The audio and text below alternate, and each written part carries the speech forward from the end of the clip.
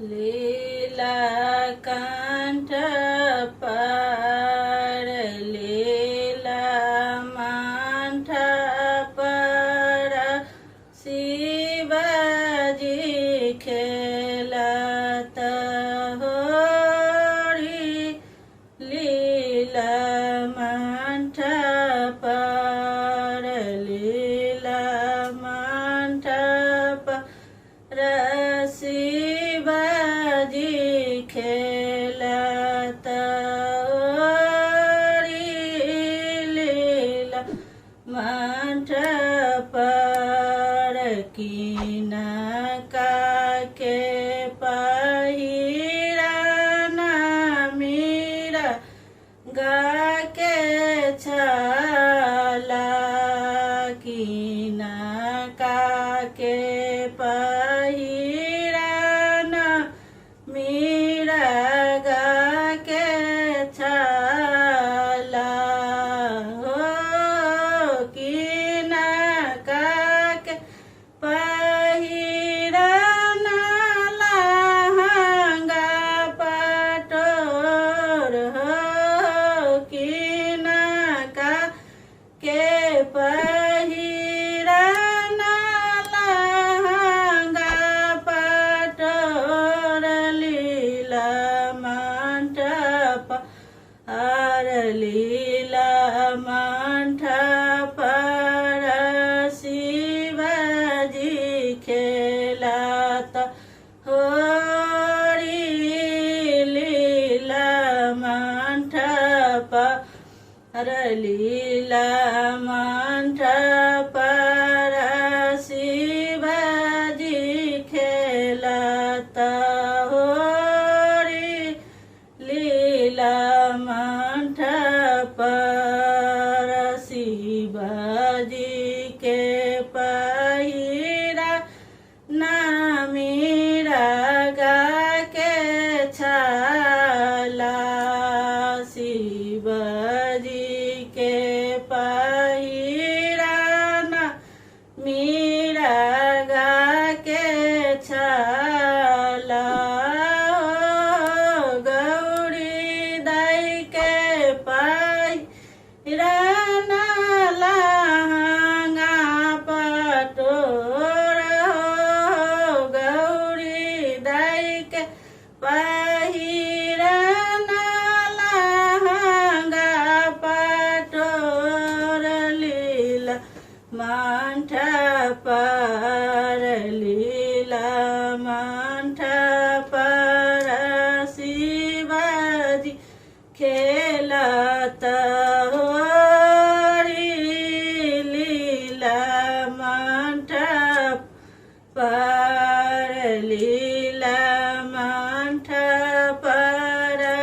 शिवजी खेलत होरी लीला मंठ पर किनका के हाथ रंगाए झोरी किनका के हाथ रंग झोरी हो किनका के हाथ बीरा झोरी हो किनका के हाथ बीरा झोरी लीला मंडप और लीला मंडप पर शिवजी खेलत होरी लीला मंडप पर लीला मंडप पर शिवजी खेलब होरी लीला मंडप और शिवजी के हाथ रंग के जो हरि शिवजी के हाथ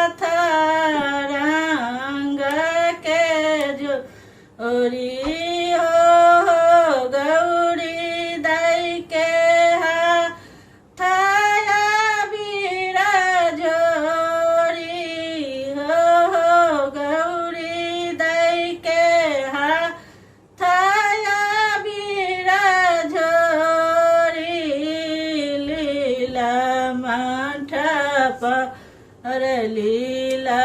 माठा पर